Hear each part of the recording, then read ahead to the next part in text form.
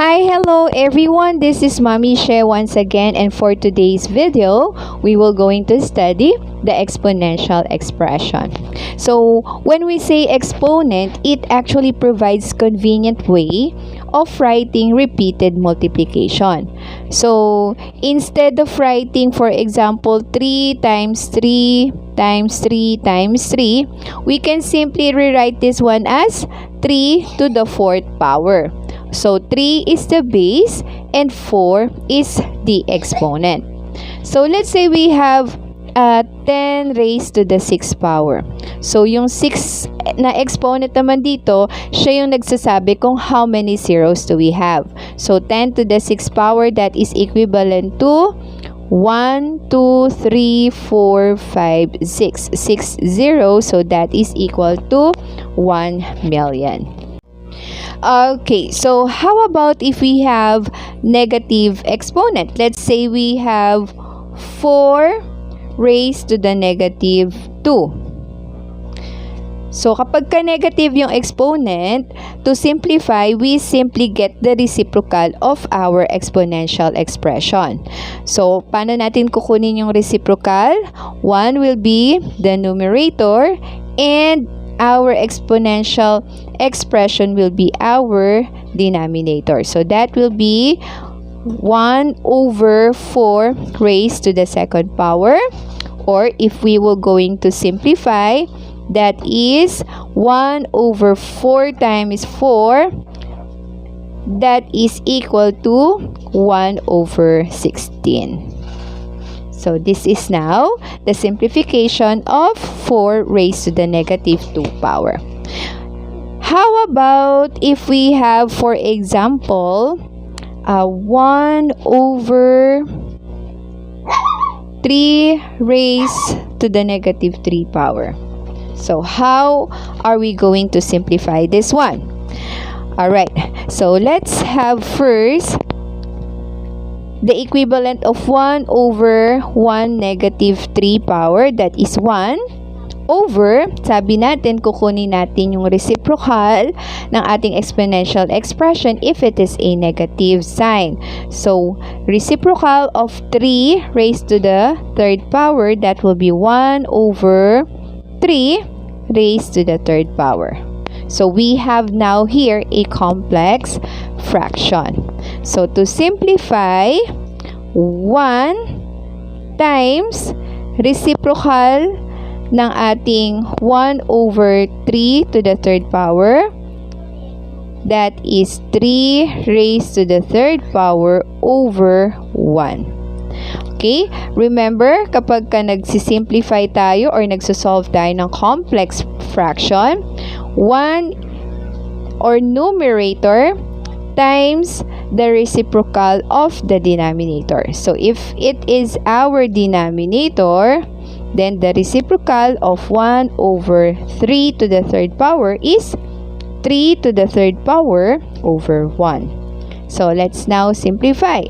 1 times 3 to the 3rd power, simply 1 times 3 times 3 times 3 over 1, or that is simply equals to 3 times 3 times 3, that is 27. So, 27 is now our answer.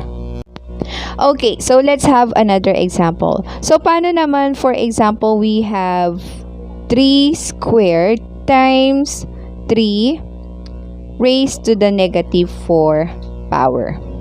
So, in this example, we are now multiplying two exponential expression. So, 3 squared times 3 raised to the negative 4 power. So, let's simplify first. 3 squared times, what is the equivalent of 3 to the negative 4 power? Sabi natin, if it is a negative exponent, kukunin natin si reciprocal niya. So, that will become 1 over 3 to the 4th power.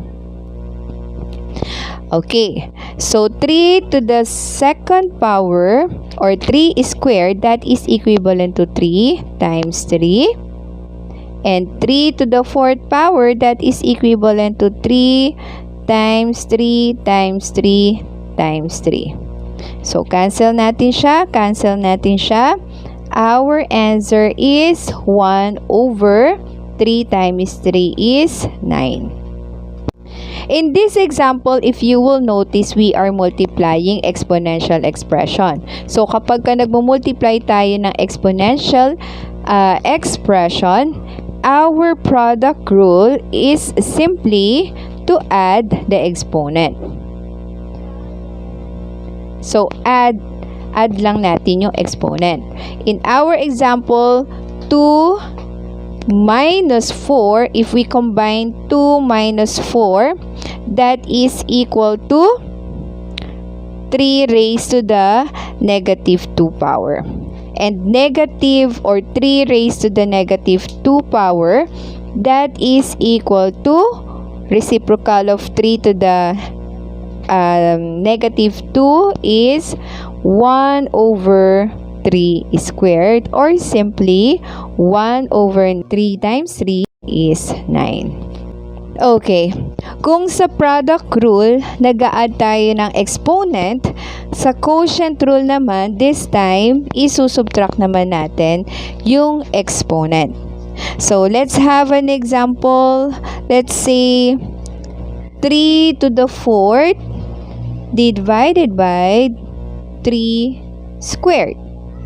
So, sabi natin, isusubtract natin yung exponent. So, therefore, our answer is 3 raised to the 4 minus 2, that is 3 squared, or that is 3 squared is equivalent to 9. So, madali lang siya.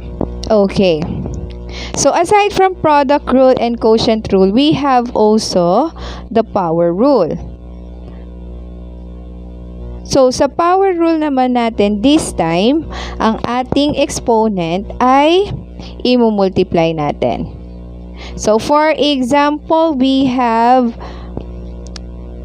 2 raised to the 5th power, and then, naka-raise pa siya sa, let's say, 3rd power.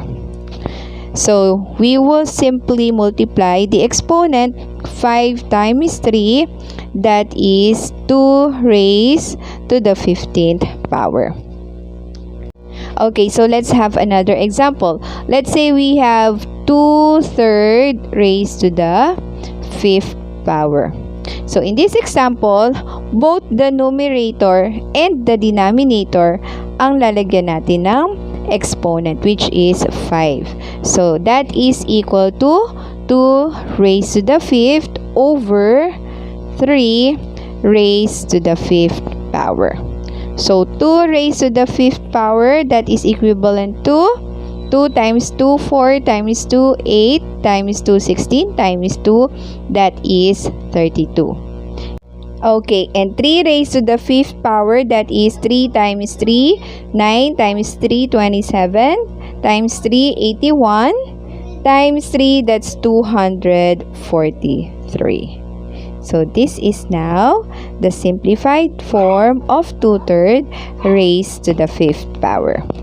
Okay, so let's have another example. So, this time we have a raised to the negative 2 raised to the 7th power. So, that will become negative 2 times 7. So, that is a raised to the negative 14.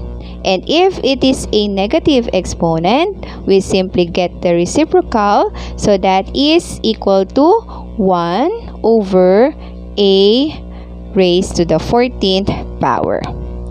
Okay, so let's have another example. Let's say we have a raised to the 2nd power, or negative 2nd power, raised to the 3rd power, times a raised to the negative 3rd power, and then raised to the negative 2. Ayan, so ang dami niyang exponent. So, first, we will just simply multiply yung exponent nila. So, a raised to the 2nd power, so negative 2 times 3, that is equal to a raised to the negative 6. And then we have a raised to the negative 3 times or raised to the negative 2. So that's negative 3 times negative 2. Since pareho silang negative, magiging positive na sila. So that is a raised to the 6th power. Positive this time. Okay? So multiply. This is multiplication this time. A raised to the negative 6 times a raised to the positive 6. Negative 6 and positive 6, that is equal to 0. And any number raised to the 0 power, that is equal to 1. So 1 now is the answer. So let's have another example. So let's have for example x squared raised to the negative 3 over x raised to the negative 2 and then raised to the 4th power.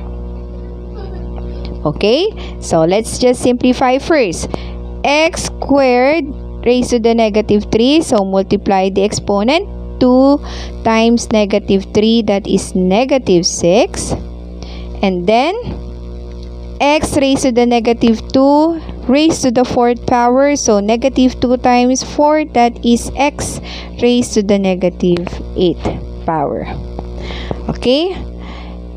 Next, kunin muna natin yung kanyang equivalent. So, if it is negative, that is equal to 1 over x raised to the 6 divided by reciprocal din ng ating denominator is 1 over x raised to the negative 8. So again, we have now complex fraction. If it is a complex fraction, kukunin natin si numerator, which is 1 over x to the 6. This time multiply by the reciprocal of our denominator. So 1 over x raised to the 8th power is our denominator. So reciprocal niya is x to the 8 over 1. So 1 times x to the 8, that is x raised to the 8th power over x raised to the 6th power. So, pag dinivide na natin x to the 8, divide x to the 6, sabi natin, i-minus natin yung kanilang exponent. So, 8 minus 6, that is equivalent to x raised to the 2nd power or x squared. Okay, so let's practice. Let's have more example. So, in our example, we have 3xy to the negative 1 raised to the negative 2 power. So, lahat na nandito sa parenthesis, i-erase natin siya sa negative 2. So, we have 3 raised to the negative 2 times x raised to the negative 2 times y.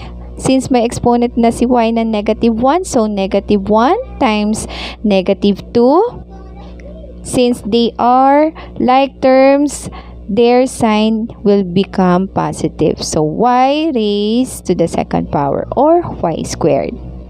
So, to simplify, sabi natin kapag ka negative exponent, we will get the reciprocal of the given exponential expression. So, that will become 1 over 3 squared times negative din siya. So, 1 over x squared times y squared.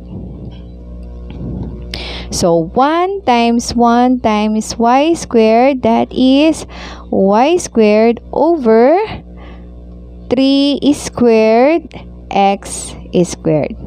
Or simply, we can rewrite this one as y squared over 3 squared, that is 3 times 3 is 9, x squared. So this is now our simplified form of 3xy negative 1 raised to the negative 2 power.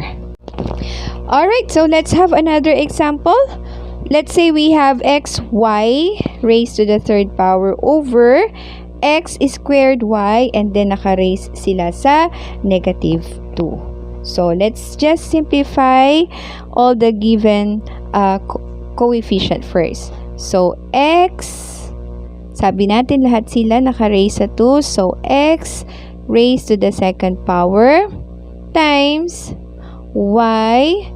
So si y, negative 3, may negative 3 na exponent, negative 3 times negative 2, so that will become 6, positive 6, over, so x squared raised to the negative 2, that will become x to the negative 4, and then y raised to the negative 2 power, so that will become y raised to the negative 2. Okay, so let's now apply the quotient rule. Sabi natin sa quotient rule, we will going to subtract yung kanilang exponent. So we have here x minus 2 minus negative 4. Ito yon. Times y raised to the 6th power minus negative 2. Okay? So, kapag ka nagma-minus tayo, di ba, yung ating subtrahen ay magiging positive and then proceed to addition. So, negative 2 minus negative 4 will become x to the second power times y. So, same. Subtrahend will become positive and then proceed to addition. So 6 plus 2, that will become 8. Okay, so we have x squared times y to the 8, or simply our final answer is x squared y to the 8. So this is now our final answer. Okay, so how about kung ganito na may example natin? 2x squared y over 3 raised to the negative 3. So, let's just simplify first. Lahat sila, sabi natin, i-raise natin sa negative 3. So, 2 raised to the negative 3 times x. So, si x natin, may 2 na exponent. So, 2 times negative 3, that's negative 6. Times y raised to the negative 3, and then we have the denominator, that is 3 raised to the negative 3 power. Okay, so let's just simplify. 1 raised to the negative 3, that is equivalent to 2 raised to the negative 3 power, that is equivalent to 1 over 2 to the third power, and then 1 negative 6 that raised to the negative 6, that is 1 over x raised to the 6 times y raised to the negative 3, so that is 1 over y cube, all over reciprocal ng 3 raised to the negative 3, that is 1 over 3 cube. Okay, so let's now simplify ulit. Our numerator now is 1 over, that is 2 cube x to the 6 and y cube times the reciprocal of our denominator. So 1 over 3 cube is our denominator, so it will become 3 cube over 1. So 3 cube times 1, that is 3 cube, over 2 cube x to the 6 y cube. And to simplify 3 cubed, that is 3 times 3 times 3. So that is 27 over 2 cubed is 2 times 2 times 2 is 8. X to the 6 y cubed. So this is now our final answer. Okay, so thank you so much again for watching this video.